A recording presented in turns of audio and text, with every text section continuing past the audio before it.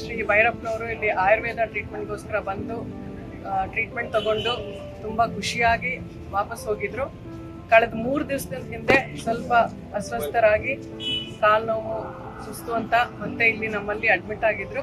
ಹಠಾತ್ ಆಗಿ ಇವತ್ತು ಅವ್ರಿಗೆ ಹೃದಯಾಘಾತವಾಯಿತು. ಮಧ್ಯಾಹ್ನ 1 ಗಂಟೆ ಸಮಯದಲ್ಲಿ ನಾವು ತುಂಬ ಸತತ ಪ್ರಯತ್ನ ಮಾಡಿದ್ವಿ ಅವ್ರನ್ನ ಉಳಿಸ್ಕೊಳ್ಳಿಕ್ಕೋಸ್ಕರ. ಆದರೆ ದುರದೃಷ್ಟವಶಾತ್ ನಮಗೆ ಅವರನ್ನ ಉಳಿಸ್ಕೊಳ್ಳೋಕ್ಕಾಗಲಿಲ್ಲ.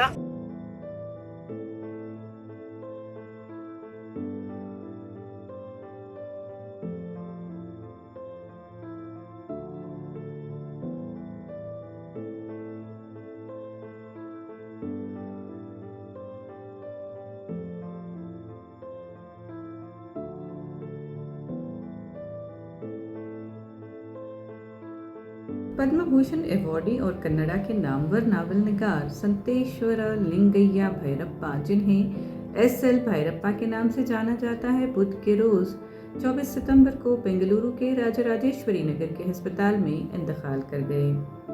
उनकी उम्र 94 बरस थी और वो उम्र से जुड़ी बीमारियों और दिमागी आर्जे में मुब्तला थे।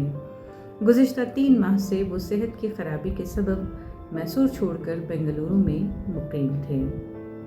एस.एल. भैरप्पा को कन्नड़ा के बड़े अदीब और फलसफी माना जाता है। उन्हें 2023 में पद्म भूषण अवार्ड से नवाजा गया।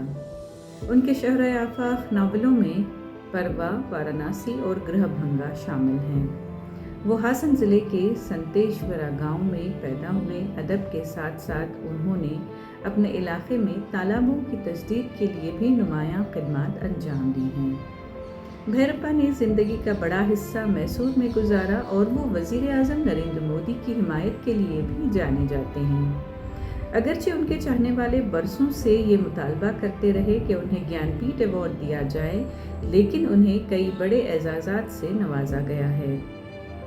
इनमें शामिल हैं 2010 का सरस्वती सम्मान, 2015 का साहित्य अकादमी फेलोशिप, 2016 का पद्मश्री और 2023 का पद्म भूषण।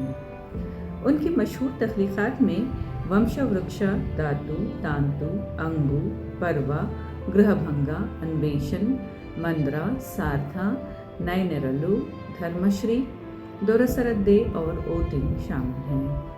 भैरप्पा सिर्फ नावल निगार ही नहीं बल्कि एक गहरे मुफक्किर भी थे। उन्होंने हुस्न फ़न और फ़लसफ़े पर भी खूब लिखा। उनकी तहरीरें कई बार अवामी मुबाहिसे और फ़िक्रअंगेज़ गुफ्तगू का ज़रिया बनी हैं और आज भी ये सिलसिला जारी है। अदबी दुनिया एस.एल. भैरप्पा के इंतकाल पर सोगवार है। एक अदीब के रूप में वो हमेशा ज़िंदा रहेंगे।